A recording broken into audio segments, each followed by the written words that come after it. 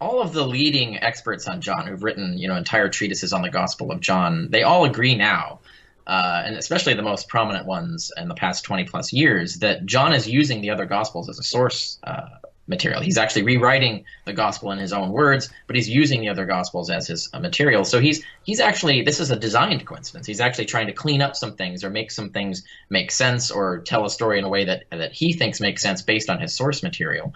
So that's not an undesigned coincidence. That's a designed coincidence insofar as it's a coincidence at all.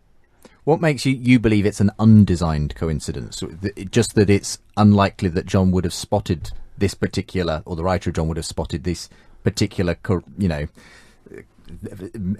way that these events transpired, so, and then inserted the very specific thing. Obviously, Richard feels, well, yeah, he spotted the same issue that you've spotted, and he just put said, okay, this is the day it happened.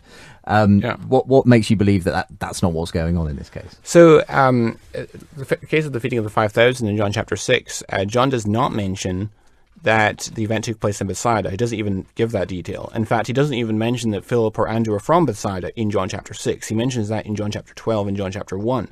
And then the other puzzle pieces in Luke chapter 9, where the event took place in Bethsaida. So you would expect, if Richard Carrier's thesis is correct, that he would have mentioned the event took place in Bethsaida in John chapter 6. He would need to. Right. If he were, I mean, is he burying these hidden coincidences that weren't discovered until William Paley came along and documented them? Why would he need to bury them? Like it's not relevant to him, right? See, he's getting these ideas from the source material. It doesn't occur to him that he has to mention what city it was in. He's basing it on the source material that he has.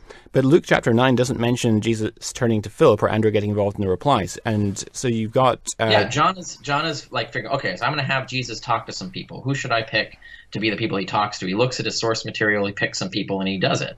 That's it. That's how it works. And we see exactly that kind of reasoning in all kinds of historical writing in the ancient world. Mm-hmm. I guess I just don't buy that. You have one puzzle piece in Luke 9, and you have a hand-in-glove fit between the synoptics and John at that point. You might be able to explain one or two of these undesigned coincidences as just a happy coincidence, but they're not coincidences. But John is aware of the source material. When you have so, that's not a coincidence. He's reading the source material. He's basing his own version of stories on the source material. When you have a cumulative body of evidence from lots of these undesigned coincidences, it becomes Richard's making the claim that these are simply not undesigned coincidences, I suppose. He's saying this if John makes sense of two passages, it's because he's read the two passages and he's consciously made sense of them.